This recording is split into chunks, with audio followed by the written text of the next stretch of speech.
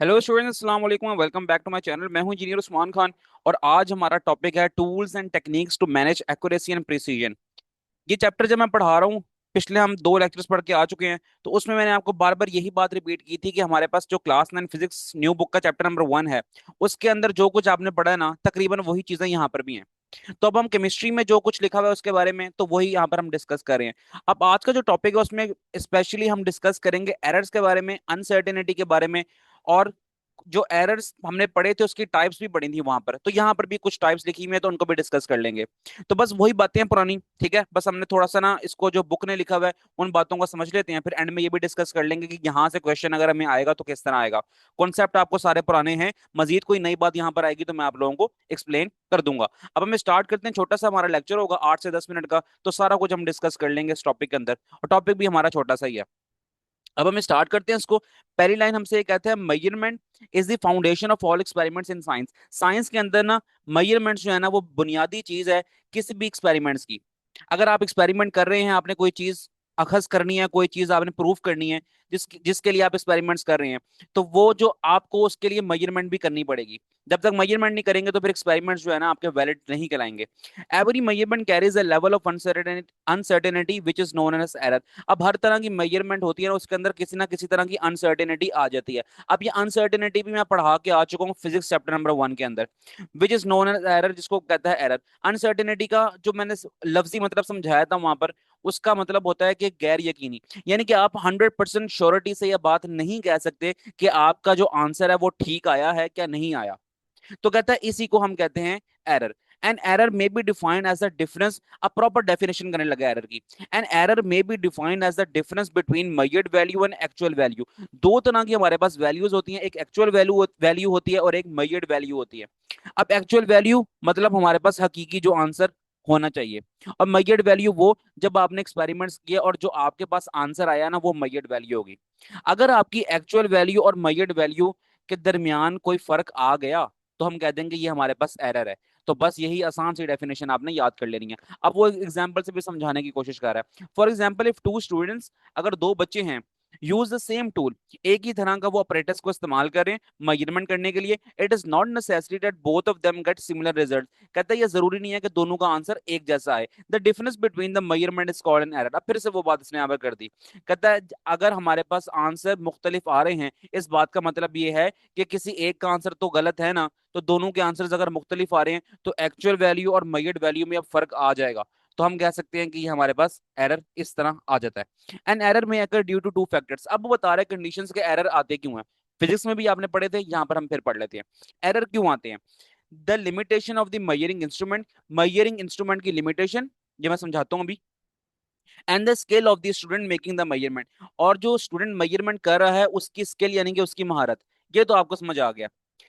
अब दो factors discuss कर रहे हैं हम कि हमारे पास एरर्स आते क्यों हैं। पहली चीज जो थी वो थी लिमिटेशन। अब लिमिटेशन का मतलब ये होता है, इसको मैं एक एग्जांपल के तौर पे समझाता हूं आपको।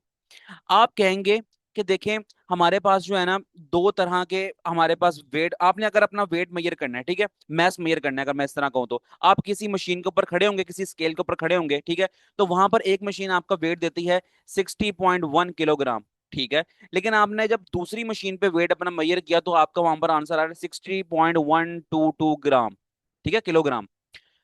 अब आप क्या बताएंगे कि आपका एक्यूरेट आंसर ये है या फिर आपका आंसर ये ठीक है। इन दोनों में से आंसर आपका कौन सा ठीक है। आपका असल जो कह लो कि बॉडी का मैस है वो कितना है, 60.1 या 60.122। आप कंफ्यूज हो गए, इसमें परेशान हो गए हैं। तो देखो यही हमने ना, एक मशीन ने हमें इस ये वैल्यू दी है, एक मशीन ने हमें ये वैल्यू दी है, ये दोनों ही तरह से आंसर हमारे ठीक भी हैं, ठीक है। हमारे आंसर ये ठीक भी हैं दोनों तरह से। अब वो कैसे, देखो, एक मशीन ऐसी थी जिसका ना डेसिमल के बाद सिर्फ एक वैल्यू तक वो आंसर दे सकती थी, और एक मशीन ऐसी है जिसने डेसिमल के बाद 3 वैल्यूज तक उसने आंसर दे दिया। यानी कि उसकी कोशिश है कि वो बहुत प्रिसाइज आंसर दे दे। अब ये होती है हमारे पास किसी भी इंस्ट्रूमेंट की लिमिटेशन कि वो किस हद तक छोटा और एक्यूरेट, या फिर आप कह लो कि किस हद तक छोटा और सही आंसर हमें दे सकता है। तो इसी को हम कहते हैं लिमिटेशंस। एक और मैं एग्जांपल से समझाता हूँ। देखो, मिसाल के तौर पे केमिस्ट्री की बात करें ना, तो केमिस्ट्री की चीजों को ले आते हैं हम। अगर हम बात करें, हमारे पास एक है मयरिंग सिलेंडर, हमारे पास एक है मयरिंग सिलेंडर। अब मयरिंग सिलेंडर अगर हमें रीडिंग दे रहा है, उसके ऊपर रीडिंग्स बनी हुई हैं, यहाँ पर रीडिंग बनी है, यहाँ पर बनी है, ठीक है, यहाँ पर रीडिंग है 2 मिलीलीटर और यहाँ पर है 3 मिलीलीटर। ठीक है, हर मिलीलीटर के फासले से उसकी रीडिंग बनी है। लेकिन आपको जो चाहिए ना, आपको कितना लिक्विड चाहिए, आपको चाहिए 2.5 मिलीलीटर। आप क्या करेंगे, मयरिंग सिलेंडर क्या आपको एग्जैक्ट आंसर दे देगा? क्योंकि मयरिंग सिलेंडर जो है ना, आपको आंसर दे रहा है 2 से 3 के दरमियान में ना, आपको एग्जैक्ट आंसर नहीं दे पा रहा वो। ठीक है, या तो 2 मिलीलीटर का एग्जैक्ट आंसर देगा या 3 का देगा। अगर आपके पास 2.5 मिलीलीटर चाहिए तो आप क्या करोगे? तो यही कहते हैं हम, ये इंस्ट्रूमेंट की हमारी लिमिटेशन होती है। इंस्ट्रूमेंट कि जो आप कह लेंगे किस हद तक वो एक्यूरेट आंसर दे सकता है, उस हद तक वो ना दे पाए, तो ये लिमिटेशन हो गई इंस्ट्रूमेंट की। इस वजह से भी हमारा एरर आ सकता है। होप सो ये बातें क्लियर हो गई होंगी। when we use to meant for measurement when we use tools meant for measurement, जब हम टूल्स का इस्तेमाल करते हैं जो जिन्होंने मेजरमेंट करनी होती है, we assume that they give correct results, हम ये सोचते हैं कि वो सही आंसर देंगे। however these tools may not always be right, जरूरी नहीं है कि ये टूल्स हमेशा ठीक हों। in fact they have errors that naturally occurs, इनके अंदर भी एरर हो सकते हैं जो कि कुदरती तौर पे आ सकते हैं। and these errors are called systematic error। तो ये आपने फिजिक्स में पढ़ा था कि अगर हमारे इंस्ट्रूमेंट के अंदर कोई एरर होगा उसको हम बोल देंगे सिस्टमैटिक एरर। सिस्टमैटिक एरर में बी रिमूव्ड बाय एडिंग और subtracting a constant adjustment. Systematic error को हम रिमूव कर सकते हैं ऐड करने से और सबट्रैक्ट करने से। क्या? Constant constant adjustment given to each measurement. अब ये लाइन आपको ना, अब इस लाइन को फौरन रिलेट कर लो zero error of screw gauge and zero error of vernier caliper से। आपको याद होगा जब मैंने जीरो एरर पढ़ाया था दोनों इंस्ट्रूमेंट्स का, तो मैंने कहा था कि हम जब हमारे पास जीरो एरर आ जाए तो अपने कंडीशन के हिसाब से जीरो एरर को ऐड करना होता है, या फिर किसी केसेस में जीरो एरर को हमने सबट्रैक्ट करना होता है। तो ये वही बात कर रहे हैं यहाँ पर, कहते हैं इस तरह हम सिस्टमैटिक एरर को रिमूव कर सकते हैं। Systematic error effect the accuracy of the measurement. Systematic error किसी भी मेजरमेंट की एक्यूरेसी पर इंपैक्ट डालता है। ऑल मेजरमेंट, जाहिर सी बात है अगर हमारा सिस्टम ही ठीक नहीं है तो हमारी मेजरमेंट क्या ख्याल है, ठीक है होगी नहीं होगी, गलतियां आ जाएंगी उसमें भी। All measuring instrument contribute to systematic error. हर तरह के मेजरिंग इंस्ट्रूमेंट्स जो है ना वो कंट्रीब्यूट करते हैं, यानी कि उनके अंदर किसी ना किसी तरह का सिस्टमैटिक एरर हो सकता है। फॉर एग्जाम्पल अब देखो वहां पर हमने जिक्र किया था अभी मयरिंग सिलेंडर का, थोड़ी देर मैंने ऊपर। अब यहाँ पर मैं मयरिंग सिलेंडर से ही यहाँ पर मैंने और इंस्ट्रूमेंट दे दिए, पिपेट, ब्योरेट और फिर मयरिंग सिलेंडर। ये 3 तरह के इंस्ट्रूमेंट है जो कि केमिस्ट्री लैब के अंदर हम इस्तेमाल करते ही करते हैं।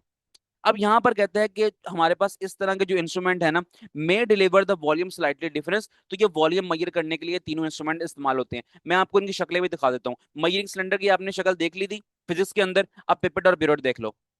ये हमारे पास है ब्योरेट है, ठीक है, ये आप देख रहे हो, मैं इस पे मार्क नहीं कर सकता लेकिन आप देख रहे हो ये स्टैंड है, स्टैंड के ऊपर ना एक ट्यूब सी बनी हुई है, इसको हम ब्योरेट कहते हैं। नीचे ना इसके स्टॉप कॉक लगा हुआ है। ठीक है, अब ये स्टॉप कॉक क्या काम करता है? ये नलके का काम करता है। नलके का पता है, नलका क्या काम करता है? जब आपको पानी चाहिए होता है नलका खोल देते हो, पानी नहीं चाहिए होता नलका बंद कर देते हो।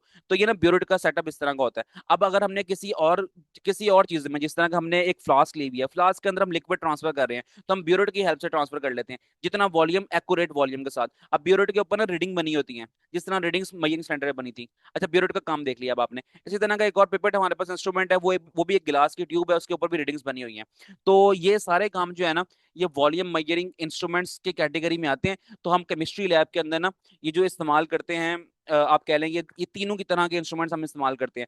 अगर हम ब्योरेट की बात करें तो मैंने बता दिया आपको कि इसका काम क्या है। इसका काम ये है कि हमने हमने अपना फिक्स वॉल्यूम, जो वॉल्यूम हमने एक जगह से दूसरी जगह ट्रांसफर करना है, और बिल्कुल कह लो कि ध्यान से, ठीक है, तो हम उसका जो नलका लगा है ना, स्टॉप कॉक जिसको हम कहते हैं, उसको हम कम ज्यादा करके उस हिसाब से ड्रॉपलेट्स को हम ट्रांसफर कर लेते हैं। इसी तरह इसका भी काम यही है, अगर हमने ना एक एक जगह से लिक्विड को स्टोर करके एक दूसरी जगह पे शिफ्ट करना है, तो हम इसका इस्तेमाल कर लेते हैं। ये हमारे पास पिपेट है। तो बस ये काम है इनके, जब आप केमिस्ट्री लैब जाओगे तो वहां पर आप देख लोगे। अब ये कहता है may deliver the volume slightly difference from one from the one indicated by the graduation. अब ग्रेजुएशन कहते हैं कि उसके ऊपर जो रीडिंग्स बनी हुई हैं। अब मैंने आपको मिसाल दी थी ऊपर मयिंग सिलेंडर की। देखो अगर आपको चाहिए हो 2.5 मिलीलीटर, अगर आपको चाहिए हो तो आप क्या करोगे? आपके पास तो रीडिंग 2 और 3 है बस। तो फिर आप अपने अंदाजे से 2 से थोड़ी सी ऊपर और 3 से थोड़ी सी ऊपर जो है ना, अपनी रीडिंग खुद ही अंदाजा लगा के नोट कर लोगे। तो क्या आप जहन में सोच सकते हो कि आपने एग्जैक्ट नोट किया होगा? नहीं सोच सकते ना, क्योंकि इसमें भी अनसर्टेनिटी आ जाएगी, या फिर इसमें भी आप कह लो कि ये एरर आ गया। तो ये इसलिए कह रहा है कि हमारे पास जो इंस्ट्रूमेंट्स होते हैं उसके अंदर भी एरर आने के चांसेस होते हैं उनकी रीडिंग्स के बिना पर। अभी रीडिंग्स वाली बात क्लियर हो गई ना? अगर नहीं क्लियर हुई है तो मेरी बात दोबारा सुन लो। मैंने कहा था कि अगर हमारे पास एक मयरिंग सिलेंडर है या पिपेट है, ब्योरेट है, कुछ भी है, तो वहां पर मिसाल के तौर पे हमारे पास रीडिंग बनी हुई है 2 मिलीलीटर, ml, फिर 3 ml, फिर आगे 4 ml, लेकिन आपको चाहिए 2.2 ml मिसाल के तौर पे, या फिर 2.5 ml। तो आप क्या करोगे? आप 2 ml तक भर लोगे अपना लिक्विड इसके अंदर, ठीक है, फिर उसके बाद क्या करोगे? आपके पास इससे ऊपर तो कोई रीडिंग है ही नहीं, 2.1, 2.2, 2.3, ये तो कोई रीडिंग है ही नहीं आपके पास, तो किस अंदाजे से आप भरोगे इसको? तो आपने खुद ही सोच के भर लोगे यार, चलो मैं 2 से थोड़ा सा ऊपर लिक्विड भर लेता हूँ और 3 से थोड़ा सा नीचे नीचे भर लेता हूँ, तो मेरे पास अप्रोक्सीमेटली 2.2 जितना आपको चाहिए होगा तो उतना आ जाएगा। लेकिन फिर भी आप यहाँ पर गलती कर दोगे, इंसान इतना एक्यूरेट नहीं होता कि वो अपने हिसाब से ना अंदाजे से ही ना चीजों को एडजस्ट करता रहे, तो यहाँ पर भी एरर आने के चांसेस हैं। होप सो ये बातें क्लियर हो गई होंगी। आगे चलते हैं, another type of error which a student commits. अब एक और तरह के एरर का जिक्र कर रहा है, during a measurement is called random error. तो रैंडम एरर भी वहां पर पढ़ा था हमने, यहाँ पर फिर आ गया। तो रैंडम एरर भी आ सकता है हमारी रीडिंग के अंदर। Random error causes one measurement to differ slightly from the next measurement. Random error cause करता है एक मेजरमेंट को, यानी कि हम ये कह सकते हैं कि एक बार जब आपने मेजरमेंट की तो आपका आंसर कुछ आया, और फिर दोबारा मेजरमेंट की तो आपका आंसर फिर कुछ और आ गया। तो यहाँ पर हमारे आंसर दोनों रीडिंग्स में मुख्तलिफ आ गए, तो उसकी बात करें यहाँ पर, it comes from unpredictable changes. हमें पता नहीं होता ये कहाँ से हमारे एरर आ गया ड्यूरिंग एन एक्सपेरिमेंट, किसी एक्सपेरिमेंट के दौरान। The main reason for random error are limitation of instrument. Limitations of instrument, अभी हमने ग्रेजुएशन वाला टॉपिक डिस्कस किया था ना, ठीक है? किसी भी इंस्ट्रूमेंट में, किसी भी इंस्ट्रूमेंट की लिमिटेशन, यानी कि कोई भी इंस्ट्रूमेंट किस हद तक आंसर दे रहा है, ठीक है, उसकी वजह से आ सकता है। इन्वायरमेंटल फैक्टर, इन्वायरमेंट के फैक्टर से, जैसे कि टेम्परेचर का चेंज होना, प्रेशर का चेंज होना, हवाओं का तेज चलना, ये इन्वायरमेंटल फैक्टर है, इसकी वजह से भी आ सकता है। And slight variation in procedure, और प्रोसीजर के स्लाइट वेरिएशन में भी आ सकता है। अब प्रोसीजर का स्लाइट वेरिएशन क्या है, वो उसको ये आगे डिस्कस करता है, मैं बता भी दूंगा लेकिन आगे डिस्कस कर रहा है तो हम वहीं पर समझ लेंगे इसको। For example, when taking a volume reading from a measuring cylinder, जब आप मेजरिंग सिलेंडर में से वॉल्यूम की रीडिंग कर रहे हो, ठीक है, कितने एमएल आपको वॉल्यूम लिक्विड चाहिए, you may read the volume from a different angles each time. ठीक है, मेजरिंग सिलेंडर में आपने वॉल्यूम मेजर करना है, ठीक है, यहाँ तक आपका वॉल्यूम आया है, यहाँ तक, कभी आप उसको यहाँ से ऑब्जर्व कर रहे हो, कभी आप उसको यहाँ से ऑब्जर्व कर रहे हो, कभी थोड़ा सा यहाँ से ऑब्जर्व कर रहे हो, कभी यहाँ से ऑब्जर्व कर रहे हो, ठीक है। तो वो हो सकता है कि आप ना प्रॉपर एंगल से नहीं देख पा रहे हो, एक रीडिंग में आपने यहाँ से ऑब्जर्व कर लिया, अगली रीडिंग में आपने यहाँ से ऑब्जर्व कर लिया, उससे अगली रीडिंग में आपने यहाँ से कर लिया, उससे अगली रीडिंग में आपने यहाँ से कर लिया। तो अगर अलग अलग एंगल से अगर आप ऑब्जर्व करोगे तो फिर क्या ख्याल है, आंसर आएगा ठीक? नहीं आएगा, क्योंकि हम फिजिक्स में पढ़ के आ चुके हैं, हमारे पास पैरेलैक्स एरर आने के चांसेस हैं। और मेजरिंग सिलेंडर के अंदर क्या कुछ होता है, किस तरह ऑब्जर्व करते हैं, मिनिस्कस वाला कॉन्सेप्ट मैंने आपको समझाया, अगर मजीद समझना है तो वहां समझ सकते हो आप। तो यहाँ तक तो बातें होंगी clear. Measuring the mass of a sample on a balance में गिव यू, अब मेजरिंग द मास, वजन मेजर करने किसी भी बैलेंस के ऊपर, ठीक है, जिसको हम आम रूटीन में वेट मशीन बोलते होते हैं, उसके ऊपर आपने मास मेजर करना है, may give you different values, उस पर भी हमें डिफरेंट वैल्यूज आ सकती हैं। स्टार्टिंग में मैंने एग्जांपल भी दी थी आपको, as a surrounding air effect the balance. अब हो सकता है कि जहां पर आप खड़े हो वो वेट मशीन ना किसी खुले एनवायरनमेंट में पड़ी हो, तो आसपास तेज हवाएं चल रही हो, तो हो सकता है कि आपकी रीडिंग जो है ना वो फ्लक्चुएशन आना शुरू हो जाए उसमें। आगे, a random error often determines the precision of an experiment. The goal of any experiment is to obtain accurate and precise result. अब कहता है हमारा गोल क्या है, हमारा गोल ये है कि हम कोई भी रीडिंग्स लें, कोई भी रीडिंग्स लें तो हमारा आंसर जो है ना वो एक्यूरेट आना चाहिए और हमें प्रिसाइज रिजल्ट मिलना चाहिए।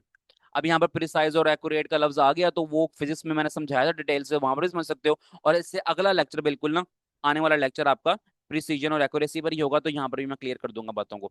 तो होप सो आपको ये सारी बातें समझ आ गई होंगी। इसके अंदर हमने अनसर्टेनिटी डिस्कस की है, एरर डिस्कस किया है, एरर कितने टाइप्स के होते हैं वो डिस्कस किए हैं, और ये एरर आते ही क्यों हैं वो हमने डिस्कस किए हैं। तो मेरा जहां तक ख्याल है ना कि इसके अंदर से तो लॉन्ग क्वेश्चन कोई भी नहीं आने लगा, ठीक है, लॉन्ग क्वेश्चन नहीं आएगा, तो हम जस्ट शॉर्ट क्वेश्चन के तौर पर इन चीजों को लेके चलते हैं। बस सबसे पहले आप यहाँ पर याद कर लो एरर की डेफिनेशन, तो हो गई एन एरर में से लेकर एक्चुअल वैल्यू तक याद कर लो। अच्छा जी, सिस्टमैटिक एरर क्या होता है? सिस्टमैटिक एरर की आप यहाँ से याद कर लो, ओके, यहाँ से लेकर यहाँ तक याद कर लो। How systematic error can be removed, how systematic error can be removed, तो आप यहाँ से लेकर यहाँ तक याद कर लो। एक पॉइंट ये भी हो गया। अच्छा जी, अच्छा बस ठीक है, आगे हम छोड़ सकते हैं इसको, बस छोड़ सकते हैं आगे। यहाँ पर रैंडम एरर की तरफ आ जाएं, तो रैंडम एरर, रैंडम एरर काफी सारा लिखा हुआ है, लेकिन कम से कम आप कर लिएगा, आप एक बार पढ़ लीजिएगा इसको, और पढ़ने के बाद जो है ना रैंडम एरर को अपने हिसाब से अरेंज कर लीजिएगा। काफी सारा लिखा हुआ है लेकिन सारा याद ना करना, दो तीन इंपॉर्टेंट पॉइंट याद कर लेना ताकि शॉर्ट क्वेश्चन में कवर हो जाए। और मैं कोई मजीद बातें बताना चाहूँ आपको, तो यहाँ पर जो है एक फैक्टर्स का जिक्र आया था, the main reason for the random error are limitation of instrument, environmental factor and slight variation in procedure. तो ये तीन तरह के हमारे पास फैक्टर्स हैं, इन पॉइंट्स को जरूर याद करना। और स्टार्टिंग में रैंडम एरर की जो डेफिनेशन लिखी होगी कहीं ना कहीं तो, बस ठीक है। इट कम से लेकर, इट कम से लेकर यहाँ तक आ रही है। इट कम से लेकर आप जहां तक प्रोसीजर तक याद कर लेना, ऑलमोस्ट 3 लाइनें बनती हैं, 2.5 से 3 लाइनें, तो ये याद कर लो तो रैंडम एरर वाली बात भी हमारी क्लियर हो जाएगी। बस बाकी और कुछ याद करने की जरूरत नहीं है, एक बार गो थ्रू कर लेना, लेक्चर लेके समझ लेना, और बाकी बातें फिजिक्स में समझ के तो आ चुके हैं, वहां पर हमने कंप्लीट लॉन्ग क्वेश्चन याद किया था इसका। लेकिन यहाँ पर जो कुछ याद करना है वो मैंने मार्क करवा दिया है, इससे ज्यादा याद करने की जरूरत नहीं है। तो ठीक है, डिस्क्रिप्शन में प्लेलिस्ट का लिंक मिल जाएगा, क्लास 9 केमिस्ट्री न्यू बुक के तमाम लेक्चर्स वहां पर होंगे। तो वीडियो पसंद आई है तो लाइक करना, चैनल को करना सब्सक्राइब। मिलते हैं नेक्स्ट वीडियो में, अपना ख्याल रखें। अल्लाह हाफिज।